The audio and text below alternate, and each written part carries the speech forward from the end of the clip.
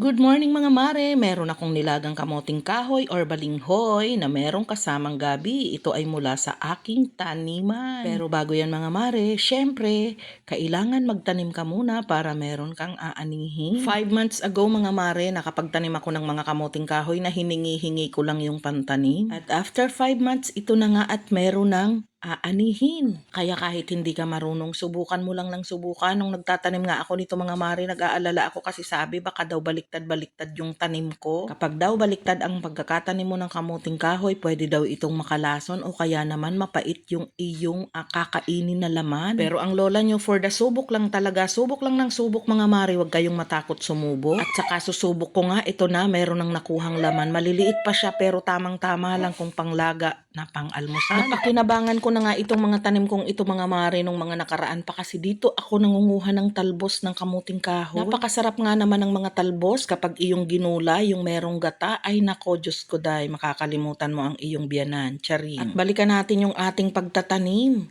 Kapag nga mga mare meron kang tanim, siguradong meron kang aanihin. Ako talaga hindi ako marunong magtanim pero talagang sinubok ko. At ito nga pala mga mare, meron ng isang malaking puno ng mangga. Dito yan sa tapat ng aking bahay kubo, kaya naman talagang napaka-presko sa aking bahay kubo. Pag mainit sa loob, pwede ka dyan sa ilalim ng puno. At ayan mga mare, malaki na din yung aking dwarf na nyog.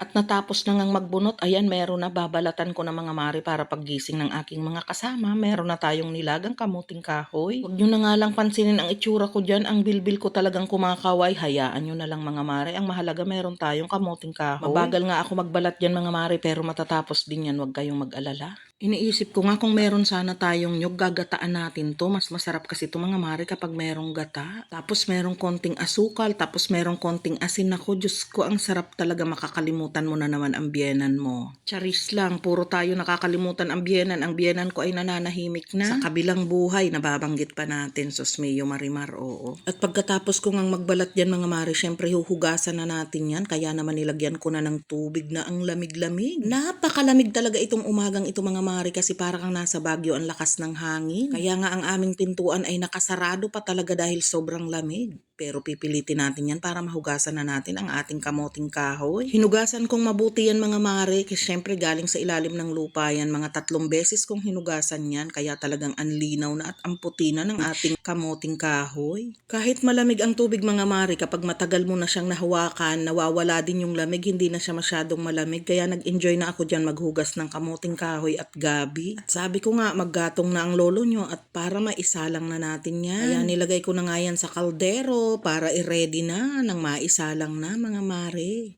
Abangan nyo ang pagkaluto niyan, ay kasarap. At ayan na nga ang lolo nyo, naggagatong na mga mare. Ang masarap lang talaga dito, libre na ang panggatong, libre na din yung iyong lulutuin. Basta't magsipag ka lang talaga, magtanim ka, meron kang aanihin. Yung kausap ko nga kahapon mga mare, tinatanong ko siya, paano yung buhay nyo kapag walang trabaho dito sa bundok? Nyo ba mga mare, sabi niya nakakaranas sila, minsan 1 beses lang ang kanin sa isang araw, puro kamote lang. Masarap naman ang kamote mga mare pero hindi ko kakayanin kung walang kanin sa buong maghapon. Kaya napakaswerte ng mga anak natin, yung mga tao dyan sa nawala sa bundok. Talagang hindi sila nakakaranas ng ganito. Sila na nandito sa bundok na napakabigat ng trabaho, mag-aararo, magdadamo, mamumutol ng kahoy, tapos halos ganun lang ang almusal. Talagang napakahirap nun mga mare pero por the tiyaga ang mga tao dito. Kaya yung mga tao na nag-iinarte dyan, nako, pag-isipan yung mabuti, mahirap malagay sa alanganing sitwasyon. Lagi nating iisipin na bilog ang mundo. Na baka dumating ang araw, mawalan ka tapos hindi ka handa, hindi ka marunong. Ang hirap nun. Kaya mas masarap nga na kung ano kayon ka lang.